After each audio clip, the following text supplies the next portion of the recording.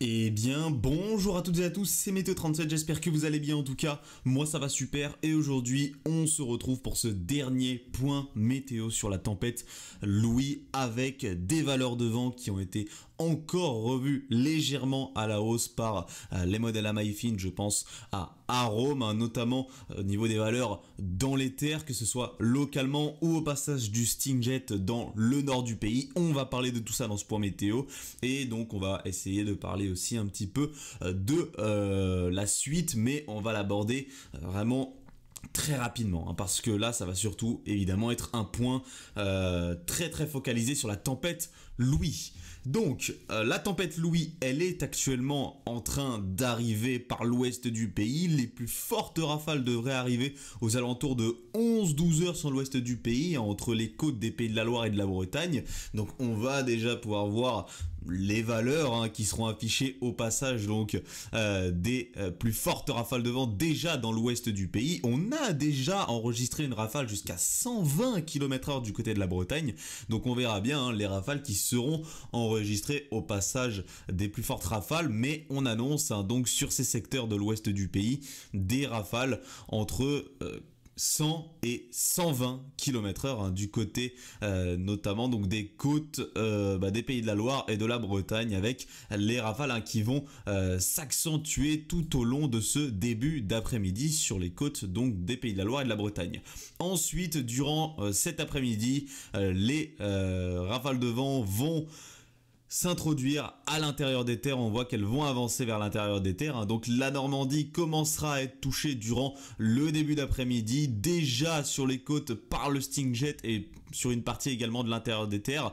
Donc prudence déjà du côté de la basse Normandie cet après-midi. Les rafales sur les côtes pourraient très bien atteindre les 120 à 130 km/h, notamment du côté du Cotentin. On sait que le Cotentin est un cap exposé au vent, donc il n'est pas impossible qu'on puisse atteindre 140 voire 150 km/h localement du côté du Cotentin au passage du Stingjet. Et à l'intérieur des terres de la basse Normandie, on pourrait déjà atteindre potentiellement 100 à 120 km/h. Donc grande prudence sur ces secteurs qui font partie des secteurs les plus à risque au niveau des rafales de vent. On surveillera également les rafales de vent en allant vers le Poitou-Charentes et la région centre, puisque elles seraient très globalement comprises entre 80 et 100 km/h, également du côté de l'intérieur des terres des Pays de la Loire, l'intérieur des terres bretonnes, mais très localement, ces rafales pourraient atteindre les 110, voire très localement 120 km/h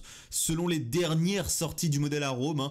Donc là, ce serait certainement la possibilité de rafales convectives au passage de la ligne de grain, tout simplement.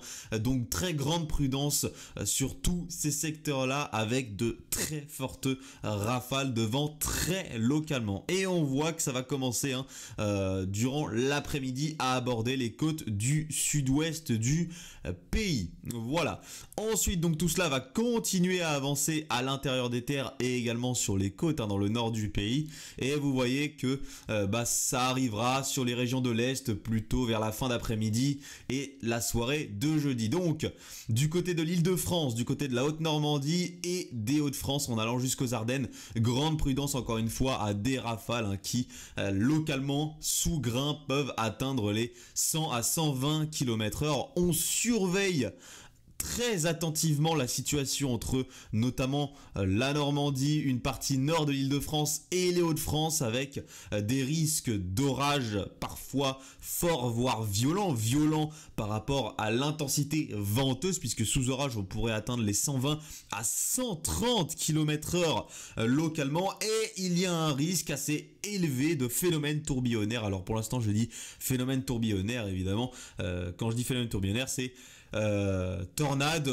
ou tuba, mais en tout cas il y a ce risque de phénomène tourbillonnaire ainsi que ce risque aussi de rafales convectives du côté de ces régions, donc les Hauts-de-France, la Haute-Normandie notamment, le nord de l'Île-de-France sont vraiment les régions les plus exposées à des phénomènes locaux mais violents au niveau du vent. Et prudence aussi du côté des côtes, que ce soit de la Haute-Normandie Normandie ou des côtes des Hauts-de-France, puisque là encore les rafales pourraient être comprises entre 110 et 130 km/h, mais très localement au passage du Stingjet, on pourrait atteindre les 140 km/h, si ce n'est pas un peu plus très localement.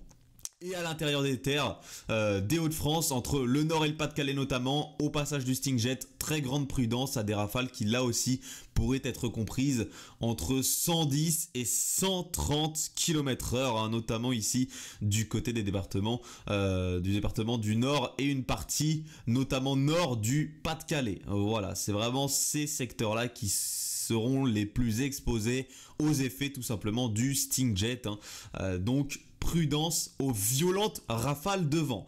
En allant vers les Ardennes, ce sera un petit peu les mêmes valeurs que sur les régions que je vous avais citées précédemment, hein. Globalement, on sera entre 80 et 100 km/h, mais très localement, on pourrait dépasser les 100 km/h sous fort grain, hein. Et la situation donc est la même du côté de la Bourgogne, hein. Ce sera un petit peu plus faible en allant vers une partie sud de la Nouvelle-Aquitaine, en se décalant vers le Massif central, notamment le sud du Massif central. Au nord du Massif central, ça va souffler un petit peu plus, entre 80 et 100 km/h également.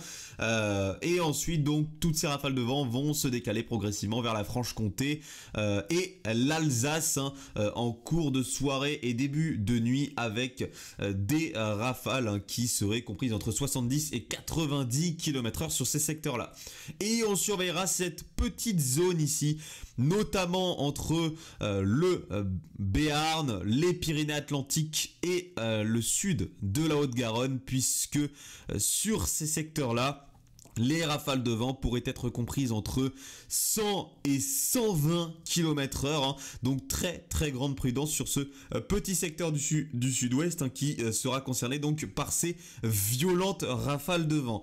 Du côté du golfe du Lion, on aura la présence, hein, de la tramontane qui va souffler à l'intérieur des terres jusqu'à 80-90 km/h. Donc prudence, hein, du côté ici de l'Aude, des Pyrénées orientales, hein, avec la tramontane, et du côté d'une partie de l'Hérault également. Du côté des reliefs évidemment du Massif central, plus vous irez en altitude, plus ça va souffler, hein. Ce sera également le cas du côté des Pyrénées, du Jura et des Vosges, hein. Du côté également des massifs du Morvan, si vous allez en altitude, ça pourra souffler plus fort, hein, potentiellement jusqu'à 120-130 km/h du côté des massifs, hein. Donc prudence également si vous habitez en altitude. Ce qu'on va surveiller également au passage de cette tempête Louis, c'est les cumuls de pluie, hein. Il va beaucoup pleuvoir, notamment ici du côté du centre-ouest. Météo France a placé 2 départements en vigilance orange, il me semble, c'est la Vendée ou les Deux-Sèvres. Je n'ai pas regardé si la vigilance a évolué,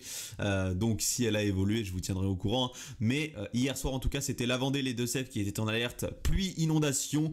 Il peut pleuvoir entre 50 et 70 mm ce jeudi 22 février, hein. Donc en une journée, il va énormément pleuvoir du côté du centre-ouest, et très globalement il va beaucoup pleuvoir sur une très grande partie de notre pays, sur les 3/4 de notre pays. Les seuls qui seront épargnés par la plupart des phénomènes, ce sera le sud-est du pays. Alors même s'il va quand même bien pleuvoir, hein, dans le sud-est du pays, du côté notamment des reliefs des Alpes, hein, les seuls qui seront vraiment épargnés par les précipitations, en tout cas qui seront les plus épargnés, ce sera le pourtour méditerranéen, où globalement il va peu pleuvoir durant le passage de cette dépression Louis. Voilà, donc j'ai tout dit dans ce point météo. On surveille les orages de masse d'air froid demain, vendredi, hein, notamment sur l'ouest du pays, sur les côtes ouest, où ça pourrait, avec le passage de ces orages, souffler parfois fortement du côté des côtes. Donc Arome modélise, regardez, on modélise assez bien ces rafales de vent accompagnées de ces orages dans l'ouest du pays. Regardez très bien pour ce vendredi, hop, on voit très bien ces orages, hein, du côté de l'Atlantique qui se dirigent vers les côtes de l'ouest du pays et qui engendrent de fortes rafales de vent. Donc très localement, on pourrait atteindre les 100-110 km/h au passage de ces orages sur les côtes ouest du pays, voire très localement 120, notamment du côté des côtes du sud-ouest du pays. Donc prudence à ces orages de masse d'air froid, hein, qui ensuite se dirigeront un petit peu plus dans les terres en journée de vendredi, donc du côté du centre, d'une partie du nord du pays, et de l'intérieur des terres du sud-ouest, on aura des risques orageux, des risques orageux également potentiellement du côté d'une partie du Grand Est, de la Bourgogne, en allant vers le Massif central. Donc il faudra voir, mais en tout cas les risques les plus forts sont sur les régions que je viens de vous citer, en allant du sud-ouest, globalement sur une très grande moitié ouest du pays, en passant donc par les régions centrales et le nord du pays. Voilà donc ce qui est à attendre pour ce vendredi, avec donc localement des orages sous forme de pluie, de grésil également, et pourquoi pas très localement en allant vers la nuit de vendredi à samedi, de neige en allant plutôt vers le nord-est et le centre-est dans la nuit de vendredi à samedi. Voilà, donc voilà ce qui est à attendre pour la tempête Louis ce jeudi. C'était le dernier point météo pour vous préciser ce qui devait se passer au passage de cette tempête sur une grande partie de notre pays. Donc grande prudence, les plus fortes rafales de vent sont attendues du côté de la Haute-Normandie et des Hauts-de-France, avec des rafales qui pourraient atteindre les 130 km/h localement. Donc grande prudence dans vos déplacements ce jeudi. Merci à tous d'avoir suivi ce point météo. On se retrouve donc très bientôt pour un nouveau point météo. Pourquoi pas pour vous parler de la situation à venir ce week-end. Oui, il y a beaucoup de points météo cette semaine, mais c'est parce qu'il y a beaucoup d'agitation tout simplement. Donc voilà, on va surveiller la situation de ce week-end avec une nouvelle dépression qui va arriver sur notre pays.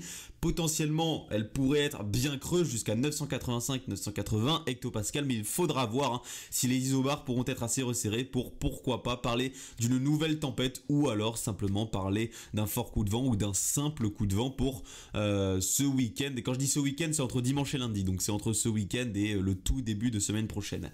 Merci à tous d'avoir suivi ce point. On se retrouve demain ou samedi pour un nouveau point météo. C'était Météo 37. Bye tout le monde.